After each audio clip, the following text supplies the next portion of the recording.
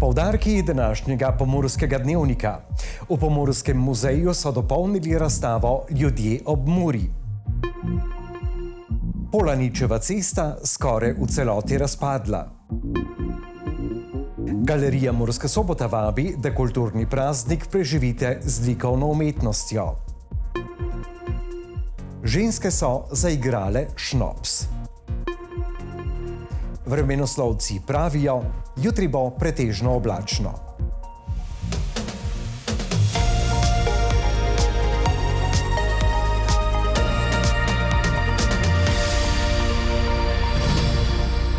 Spoštovane gledalke, cenjeni gledalci, lepo pozdravljeni.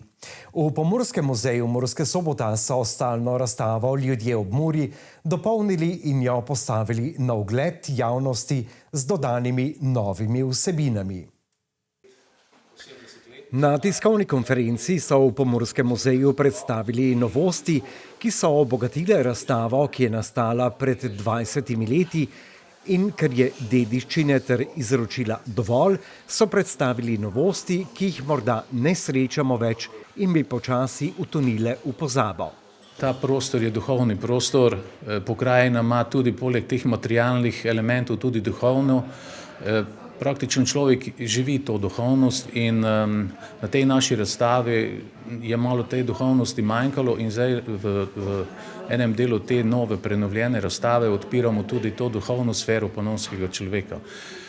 To pa je preko nekih vraž, preko ljudskih verovanj, preko ciklusa, življenjskega ciklusa, življenje, rojstvo, smrt in vse te stvari, ki so se znotraj tega ciklusa dogajale.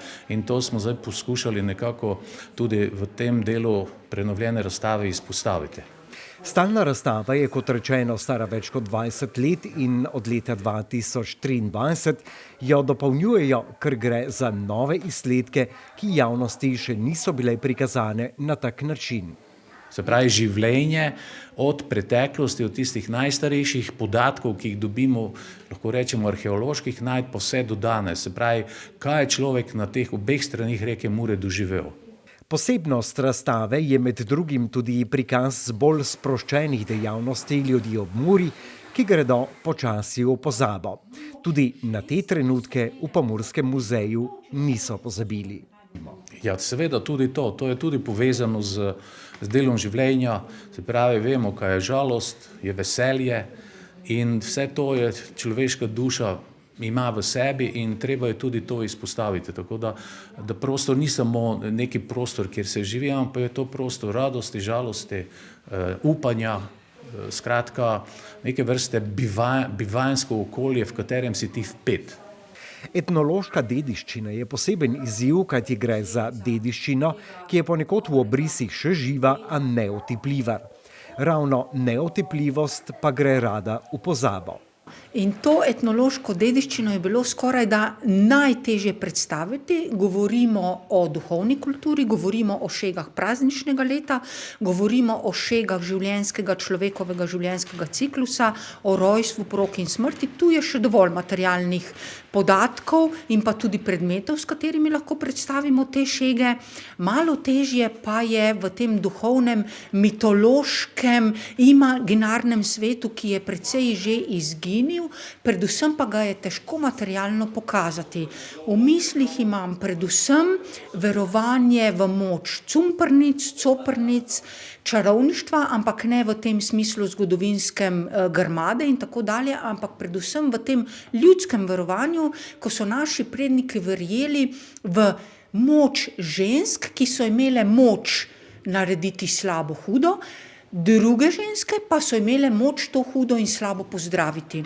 To verovanje je v našem prostoru, v severovzhodnem delu Slovenije, v Pomurju skoraj da že izginilo, ampak v spominu pa še ne.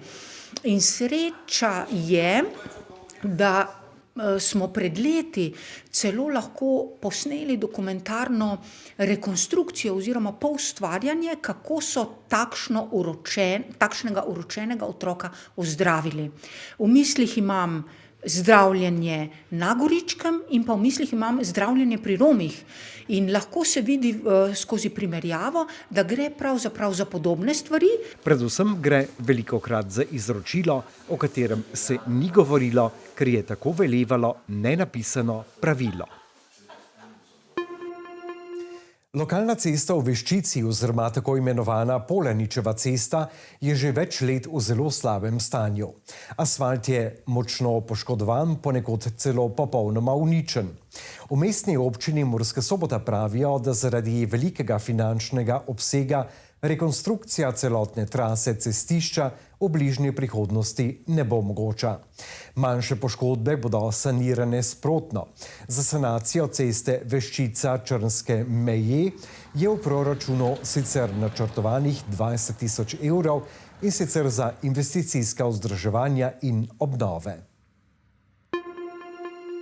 Kot številne druge kulturne ustanove ali ustanove, ki hranijo kulturo in kulturno dediščino, po svoja vrata v počastitev slovenskega kulturnega praznika odprla tudi galerija v Murski Soboti. Z nami je direktorica galerije Irma Brodnjak-Firbas. Lepo pozdravljeni. Pozdravljeni. 8. februarja, to je v nedeljo, je kulturni praznik oziroma slovenski kulturni praznik, državni praznik in galerija vabi, da ga likovno podoživimo oziroma v objemu likovne umetnosti. Tako je. Naše obiskovalce, ljubitelje likovne umetnosti, vabimo, da slovenski kulturni praznik preživijo v družbi umetnin, likovnih umetnin. Trenutno je pri nas na ogled razstava Izbori stalne zbirke galerije Žula, ki odstira en pomemben segment likovne dediščine, ki se nahaja pri zasebnih galeristih. Mi zdaj že tradicionalno sodelujemo z njimi in preko njih dobivamo ena taka dela, ki sicer bi zelo, zelo težko priromala v našo galerijo, tako da smo zelo veseli, da lahko en zanimiv spekter te dediščine prikažemo tudi obiskovalcem. Smo pa v nedeljo odprti med 10. in 17. uro, tako da lahko ves ta čas izkoristite za ogled. Še posebej pa bi izpostavila vodstvo ob 16. uri, torej ob 4. popoldan, bova kustos razstave, dr. Robert Inhof in jaz, vodila po razstavi. Tokrat smo se odločila za malo bolj dinamično obliko vodstva. Izmenično bomo predstavljala en izbor umetnikov, vsak po 4 umetnike, ker je umetnin preveč, da bi se pri vsaki ustavljali. Smo se odločila pač za ta koncept, da vsak predstavi 4 izmed razstavljenih. Slišali smo, da imate zdaj razstavo iz stalne zbirke galerije Žula. O kakšnih in katerih umetnikih govorimo? Ja, razstavljenih so dela okoli 40 umetnikov. Gre tako za prekmurske umetnike, izpostavim naj na primer Mirka Rajnarja, Sandija Červeka, potem tudi Mirko Bratoša, torej ta pomurski krog. Torej umetnik oziroma galerist je skrbel tudi za promocijo prekmurske umetnosti, jih tudi podpiral, sploh v tistih časih po diplomi oziroma zlasti 90. so bila tista zlati časi za umetnike in tudi za prodajo umetnin, kajti vemo, da so zasebne galerije imajo poleg enakega poslanstva kot mi, torej promocije likovne umetnosti, tudi so prodajno usmerjene, so profitno, za razliko od nas, ki smo javni zavodi. In seveda skrbijo tudi, da širijo njihov glas, njihova dela po sejmih, prodajnih sejmiščih, tako da je to Peter Žula zelo uspešno počel. Potem pa so seveda drugi v naboru, v tem razstavnem naboru so še tudi drugi umetniki iz Slovenije. Zlasti bi izpostavila na primer Gustava Gnamuša, ki ga ima Peter Žula v svoji zbirki veliko. Potem Kotnika, Rudolf Kotnik, pa Zmaga Jeraj, skratka velika imena, Silvan Omerzu, Bogdan Borčič in pa številni tudi mlajši umetniki. Širok spekter je, ne. Je pa zanimivo pri tej razstavi oziroma pri tem galeristu Petru Žuli, da je v svojih začetkih, ko je imel več galerij, 2 v Mariboru, eno na Ptuju in potem kasneje tudi eno v Ljubljani, je sistematično večkrat se zgodilo, da je celotno razstavo odkupil. Torej, In je v tem smislu bil tudi na nek način mecen umetnikom. Ne. Ta podpora umetnikom veliko pomeni in zasebni galeristi imajo to možnost, da tudi finančno zelo dobro podprejo umetnika, tako kot je to Peter Žula že v preteklosti počel. In umetnikom veliko pomeni tudi, če pridemo na razstavo in si ogledamo njihova dela, ne le umetnikom, tudi nam samim, da spoznamo širokost slovenskega kulturnega prostora, ne le literarno, ampak tudi, kar se tiče likovne umetnosti. Smo malce preskromni na naši tako imenovani sončni strani Alp in velja izpostaviti, da imamo zelo dobre umetnike in splača in moramo jih izpostaviti. Ja, ta razstava res to pestro zelo poudari, ta res širok nabor raznovrstnih žanrov, tehnik, torej različne generacije sodijo umetnikov v to razstavo, tako da res dobimo občutek ali pa neko zavedanje, kako bogata je ta likovna ustvarjalnost na naših tleh. Včasih se tega res premalo zavedamo, imamo res ogromno odličnih umetnikov na tako malem prostoru. In dajmo jih podpreti, če ne z nakupom umetniškega dela, pa vsaj z obiskom na razstavi v galeriji, muzeju, kakorkoli že. To se pravi, v galerijo se bomo odpravili v nedeljo skoraj ves dan. Med 10. in 17. uro je odprta. Sledijo pa tudi strokovna vodenja, kar lahko nekomu še bolj približa umetnost, ki je razstavljena, oziroma konkretno so to umetnine iz stalne zbirke Galerije Žula.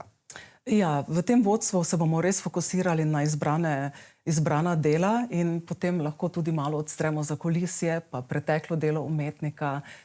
Skratka, malo bolj pobliže dobimo vpogled v določeno ustvarjalno sfero umetnika ali pa cikel, kakorkoli že. Skratka, ta oblika vodstva je zelo hvaležna, da širšemu krogu ljudi približamo likovne pristope, likovni jezik, sporočila.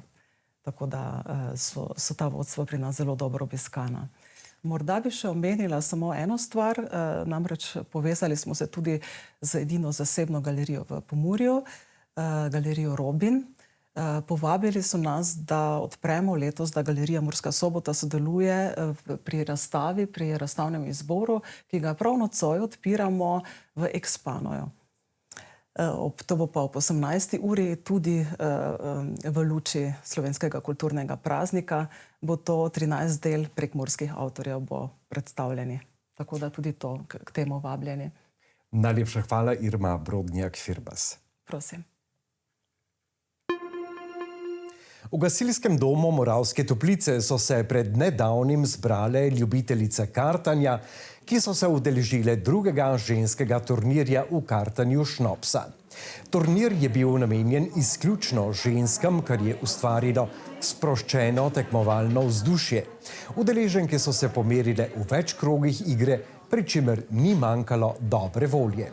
Drugi ženski turnir o kartanju šnopsa je pokazal, da takšni dogodki uspešno povezujejo skupnost, spodbujajo ohranjanje družabnih iger in ustvarjajo prostor, kjer se tekmovalnost prepleta z zabavo.